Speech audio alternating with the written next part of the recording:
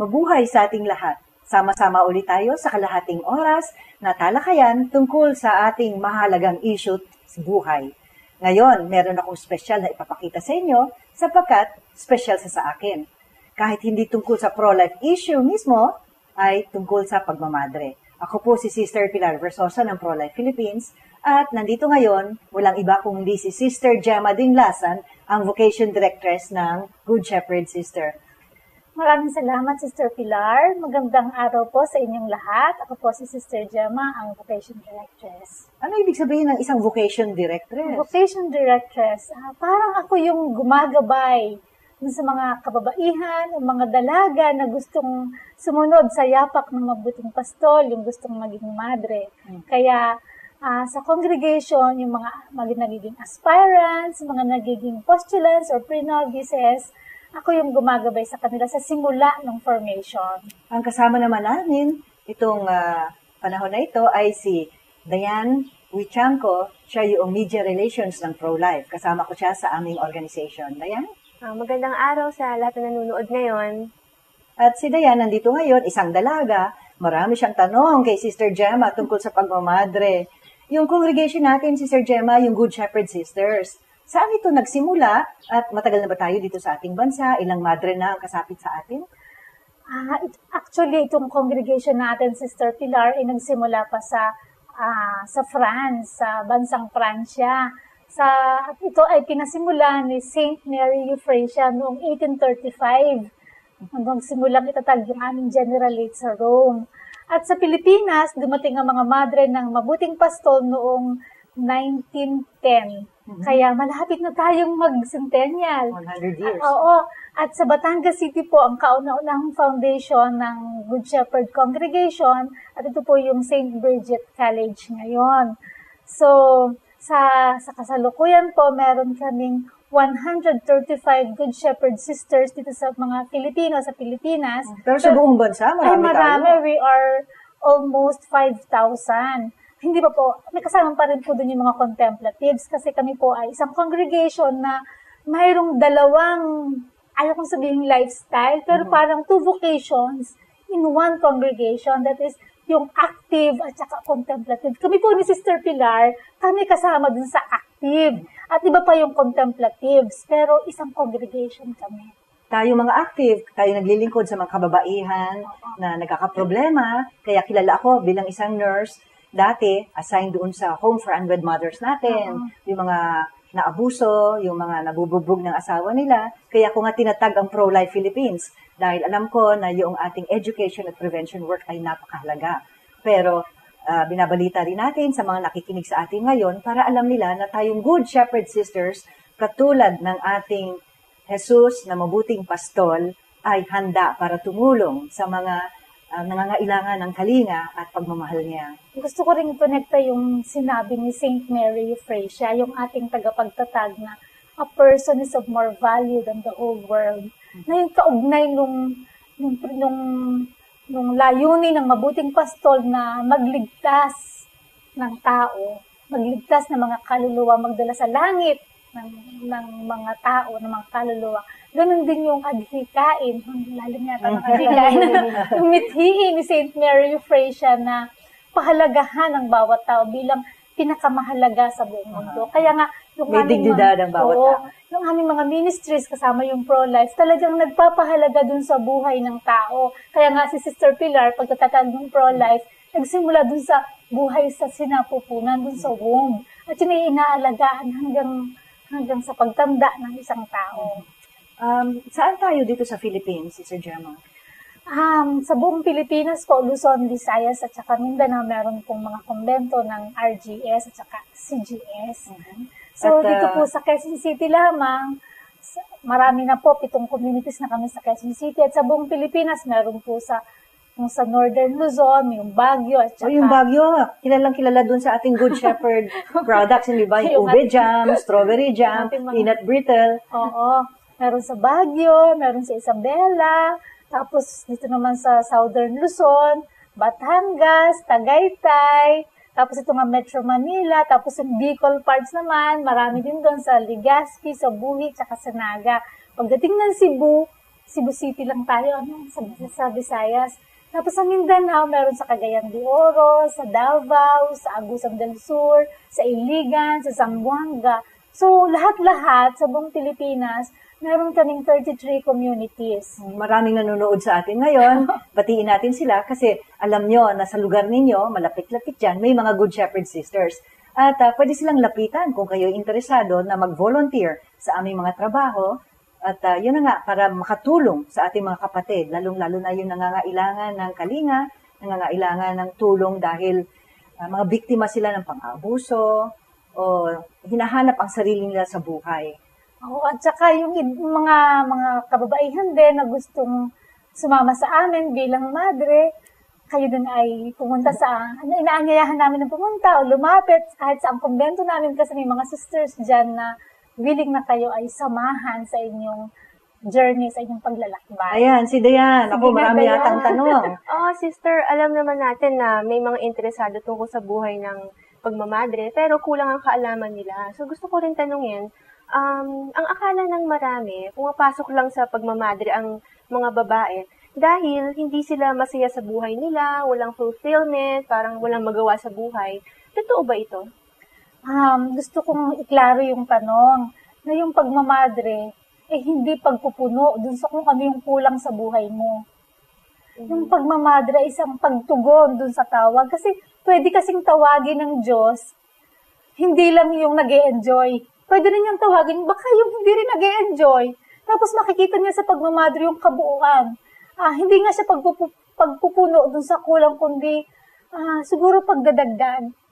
Gusto kong pag-ibahin yung pagpupuno at saka pagdadagdag. Kasi kung puno ka na, pwede ka pa kung isang may additional. Pero kung kulang na kulang, kasi parang yung tanong mo ang dami ng kulang, hindi ka nag-enjoy, hindi ka nag-enjoy, kulang yung buhay mo, tapos sa pagmamahal, doon mo lang pupunan. Parang, ang dami ng kulang. Parang nakakaawa naman. Ay, paano kung hindi niya makita yung kapunuan doon sa pagmamadre? Hindi siya magtatagal. Saka isa pa, itong buhay namin kami ay nakasentro sa community, yung aming community life, may ministry, may prayer life. So, dyan mo hahanapin dyan iikot yung buhay mo. Okay. Ngayon, kung kulang yung exposure mo nung hindi ka pa nagmadre, kunyari, hindi ka naman fulfilled, hindi ka masaya. Hindi ka lumalabas ng bahay. Parang medyo mahihirapan kang o kaya may tinatakasan ka, di ba? Dahil sa pamilya mo, malungkot ka masyado, hindi mo na titikman yung pagmamahal sa loob ng pamilya. Akala mo, sa pagmamadre, doon na mapupuno o mafulfill yung pagkukulang sa pagpapalaki sa iyo. Parang hindi yata magandang simulain yan. Motivation. Kasi para bang paano mo makikita ang kapunuan doon sa kumbento na hindi mo nga kilala yung kasama mo Paano ka masasayahan doon samantalang itong kung family mo yung kasama mo, yung mga friends mo na hindi mo nakuha yung ganong klaseng fulfillment, satisfaction, parang imposible mo din siyang makuha doon. So, ibig sabihin, yung tinatanggap namin o yung mga ine-entertain, yung medyo balance yung buhay. Yung, mature na rin. May yung level of maturity, medyo okay. Ang high school graduate, tinatanggap na ba natin? Talaga pong hindi tayo tumatanggap ng high school graduate. Hindi naman po ay para din sa kanilang kapakanan. Kasi, imagine natin kung ang isang candidate ay high school graduate. Sa nature ng congregation, parang mahihirapan siya. Kasi, yung ating mga ministries, bibigay tayo ng mga counseling. Ay ngayon nga, pinoprofessionalize na ang guidance and counseling. Kung high school graduate ka, hindi mo talaga siya magagawa, mahihirapan ka. Kaya ang tinatanggap natin ay mga professionals. Sister, meron bang minimum age and maximum age? Ay, oo. Palagi yung case-to-case basis. Dahil sinabi ko nga na college graduate ang tinatanggap namin. So more or less mga 22 or 23 hanggang mga 28. Pero kung lalampas sa 28, case-to-case basis yan. Tinitingnan namin yung dahilan, ano ba nangyari sa buhay niya, bakit umabot ng ganong edad, na hindi siya nakapag-desisyon. So, iba-iba yon. Tinitingnan, talagang may consideration dun sa tao. Okay. At saka, sister, meron na ba kayong experience na may lumapit para iniisip niyang magmadre, pero may boyfriend siya? Ay, oo, marami yung ganyan. So, hindi paano hadlang yun? yung hindi hadlang yung ano na may boyfriend ka, hindi ka pwedeng magmadre. Mas exciting nga yun eh. Mas challenging. May mga boyfriends din kami bago kami pumasok. Kasi alam mo naman, ang impression ng ibang tao sa pagmamadre o sa buhay ng madre, parang wala nang ginawa kundi magdasal. Ano bang buhay ng madre? O ngayon Ano wala na ginagawa kaming niyo? boyfriend ha? Sige, Nagdadasal para kami. malinaw. Anong buhay Ano ng ginagawa madre? ng madre? Puro dasal ba? Kaya kagaya nga nung sinabi ko kanina, ang aming buhay umiikot sa tatlong aspeto. Yung una, yung community life.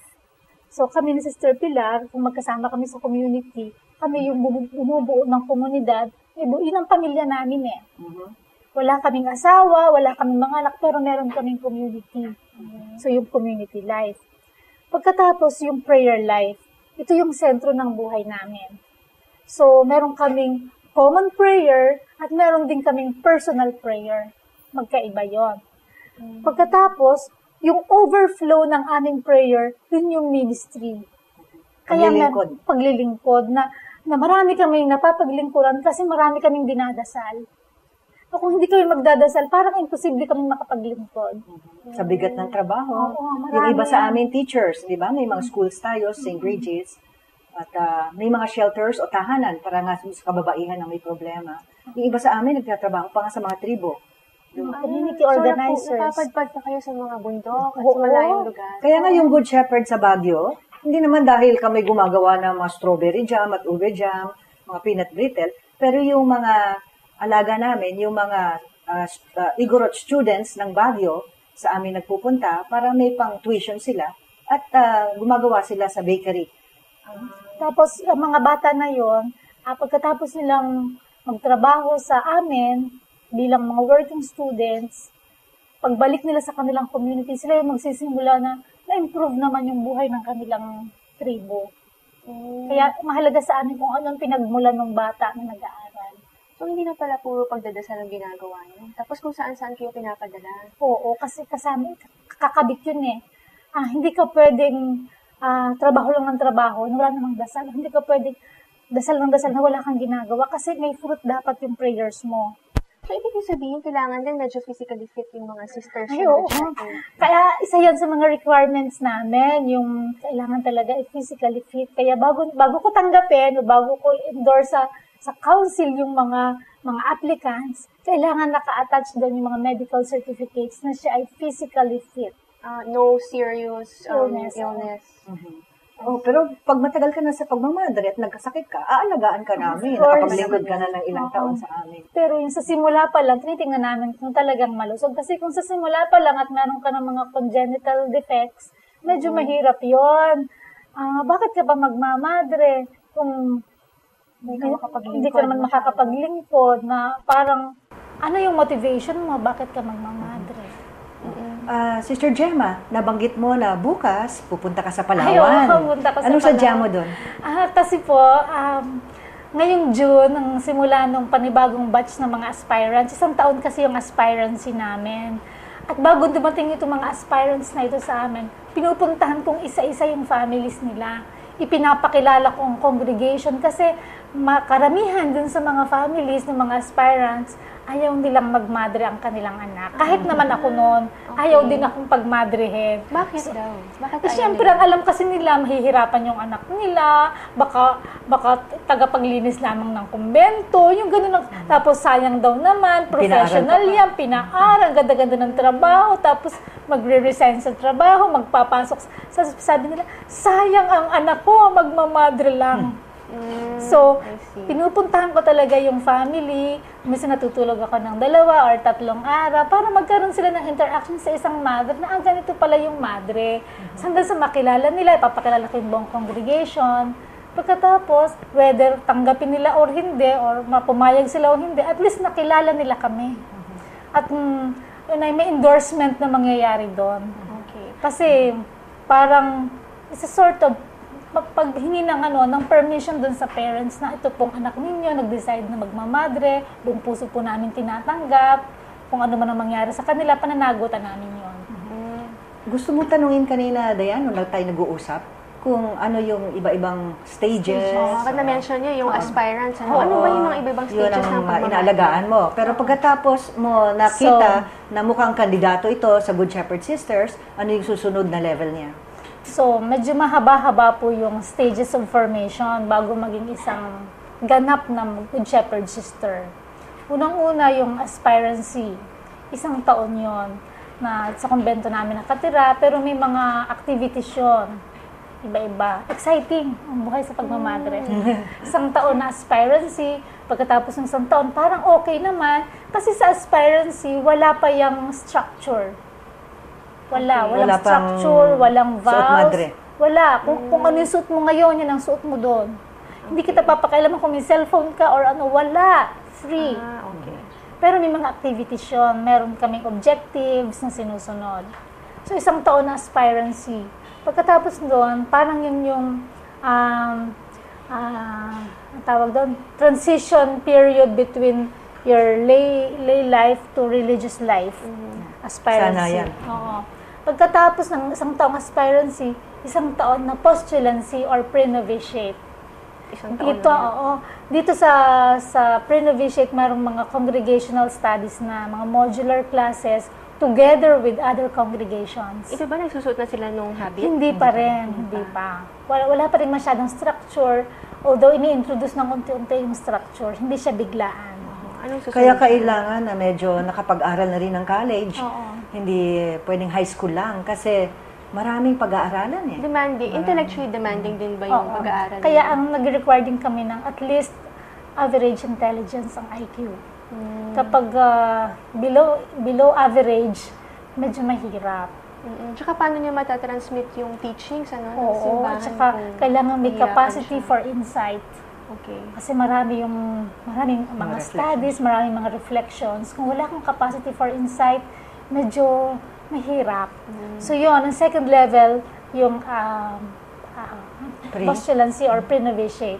And then, pagkatapos ng pre-novitiate, talagang nakita niya na, okay, talagang nagiging better person ako dito.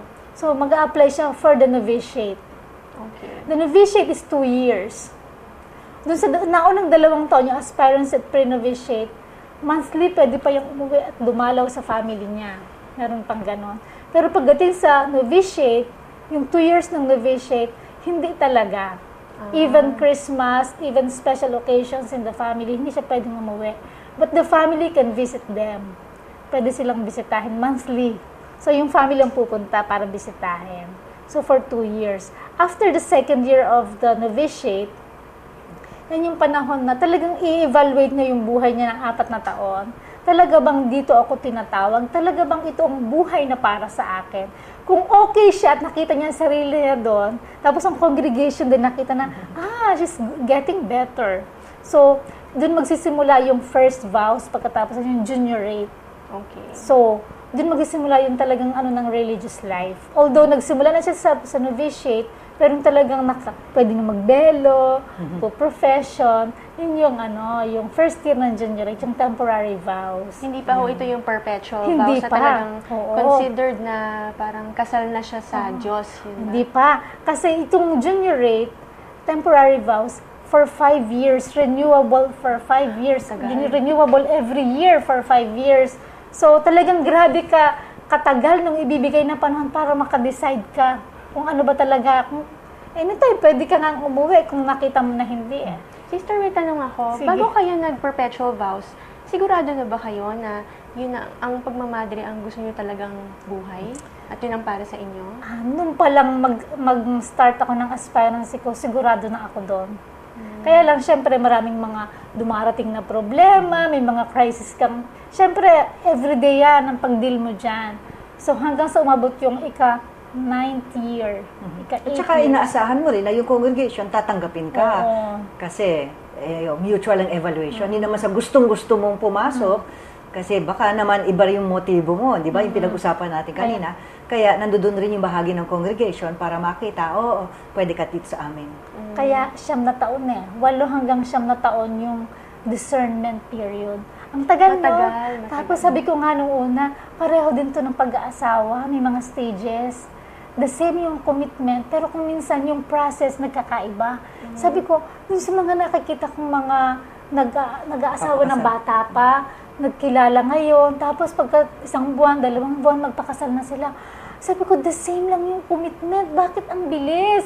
Kaya marami ng mga broken marriages na nangyayari. Hindi kasi napag-iisipan masyado. Kulang yung pagkilala. Dito, sa religious life, ang dami ng panahon na ibibigay siya, 8 to 9 years.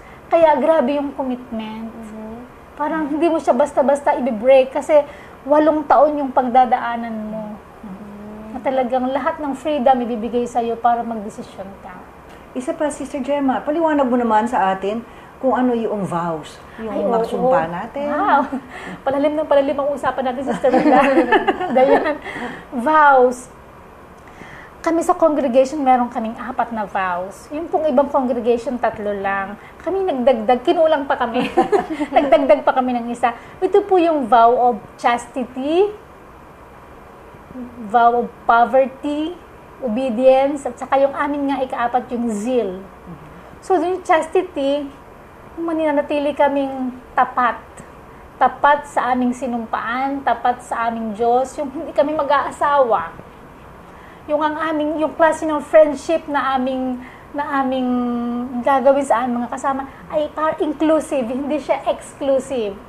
Ganon. Hindi yung sa asawa mo lang at saka mga anak mo, pero mas malawak. Mas malawak. Kaya nga sabi ko, hindi nga ako nag-asawa, pero parang ang dami kong anak. Parang ang dami kong kapatid. Kahit saan ako pumunta, may pamilya ako. Ganun ba? Na nga lang sa community. Ang dami kong pakikisamahan. Nakakatuwa. Kasi lumawak yung aking, yung ano ng relationship ko. Yung ikalawa, yung vow of poverty, yung talagang kami ay sumumpa, talagang nag-vow kami na mamumuhay na may karalitaan. Hindi lang dun sa mga personal things, kundi spiritually.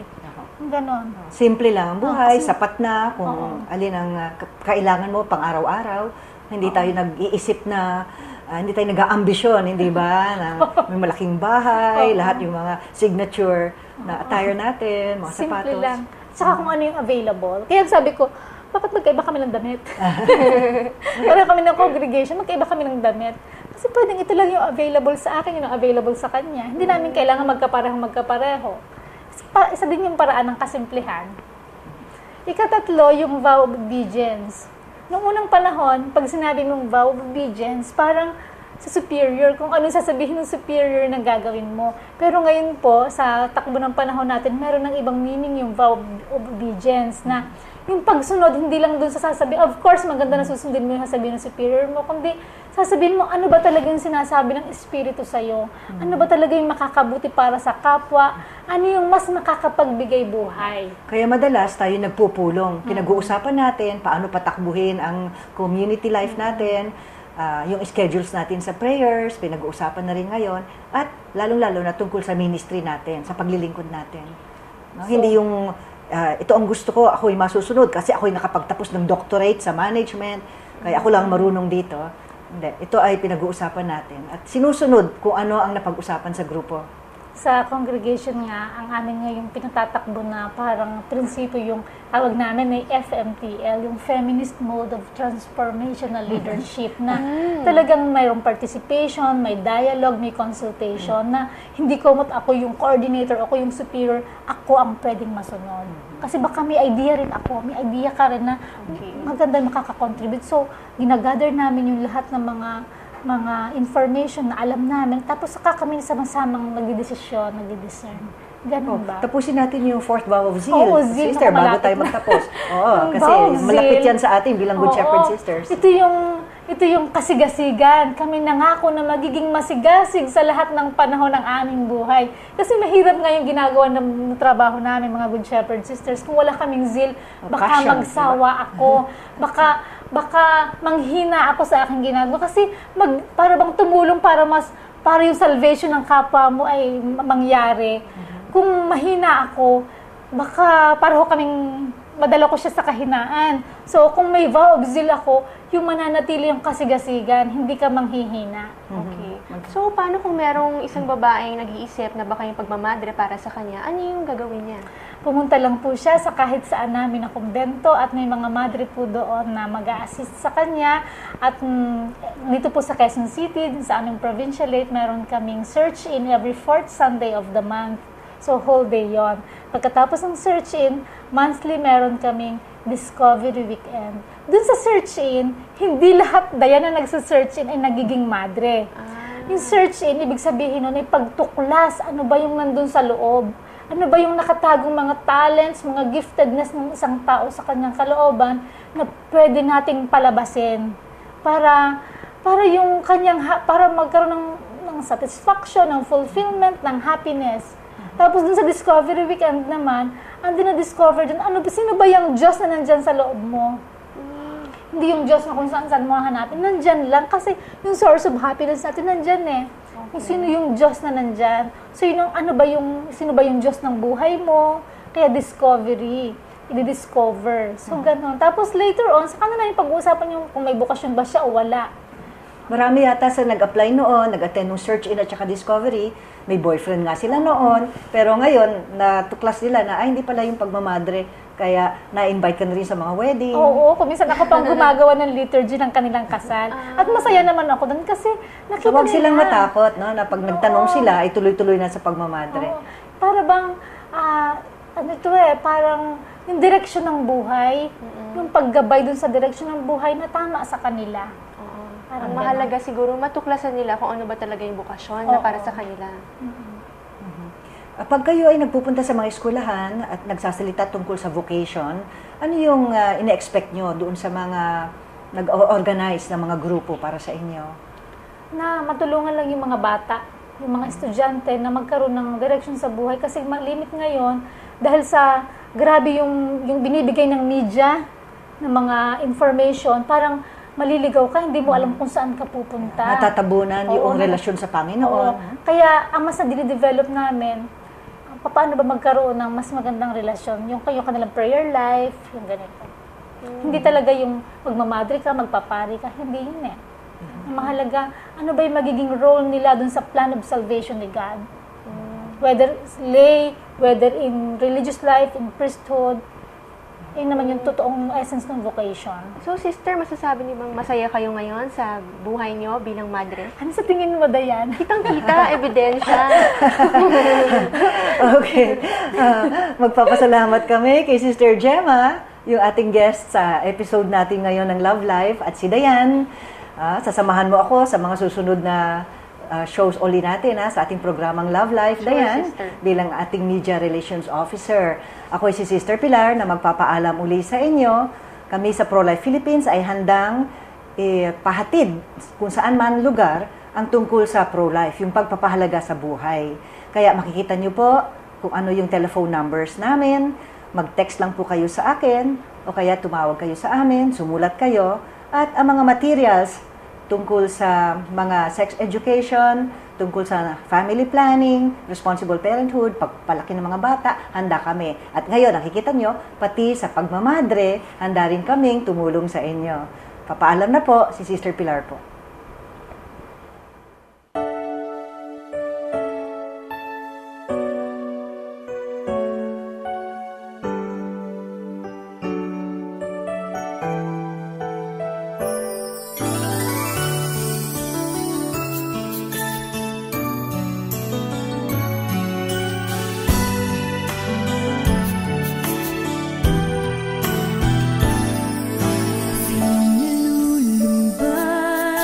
Takbo ng iyong buhay sa'yo